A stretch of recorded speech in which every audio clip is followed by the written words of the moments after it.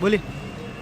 PP Chaudhary साहब ने आज लोकसभा के अंदर पाली से नाडोल और नाडोल से 4 बजे तक की सड़क की जो बात की वो पहले पूर्व में स्वीकृत हो चुकी है।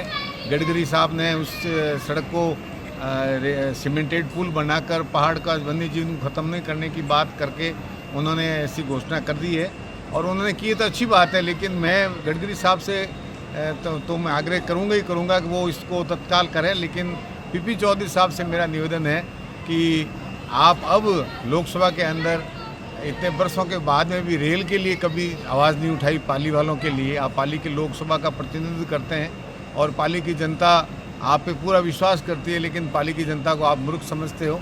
अगर एक बार आपने 11 साल में कोई काम किया हो तो इसकी सूची जारी कर प्रकाशित करें और लोगों को बताएं कि मैंने पाली शहर की जनता के लिए मैंने ये काम किया है।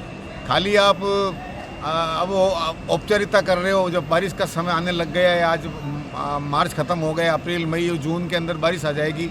अब आपको सोजत रोड का पुलिया याद आ रहा है, ढोला का पुलिया याद आ रहा है, सांडराव का पुलिया याद आ रहा है और ये आपका नए गांव के पास जो पानी, खेतों का पानी जो शहर के अंदर आ रहा है, लोडिया के अंदर आ रहा है, पठान कॉलोनी में आ रहा है, उस पानी के नाले की आप बात करो। कब तो नाला खुदेगा, कब नाला बनेगा, कब नाला उससे पाना उत्तोलन की नदी से नीचे बाणी नदी में गिरेगा।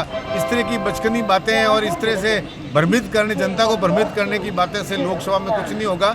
आप प्रैक्टिकल धरातल पे आना पड़ेगा और धरातल पे काम करना होगा। अगर वापस आपको चुनाव लड़ना है, जनता के बीच जाना है, तो आपको काम करना होगा। और रेल की बात आपको तत्काल प्रभाव से, अभी रेल मंत्री जी ने हनुमानगढ़ गंगानगर की बात की, लेकिन रेल मंत्री जी से मैं आग्रह करना चाहूँगा कि आपकी जन्मभूमि है, आपकी माटी का कर्ज बाकी है और आप इस पाली के लिए कि दिल्ली की रेल नहीं दे सकते हो, इससे बड़ी शर्म की बात नहीं हो सकती है। आपके लोग इज्जत करते हैं, लेकिन मैं समझता हूँ कि आप पाली को नज़रअंदाज कर रहे हो और हमारा पाली का प्रतिनिधित्व बहुत कमज़ोर है। न तो मदन जी भाई साहब दबा के कह रहे हैं, मंत्री जी से मिले, खाली औपचारिकता करके आगे।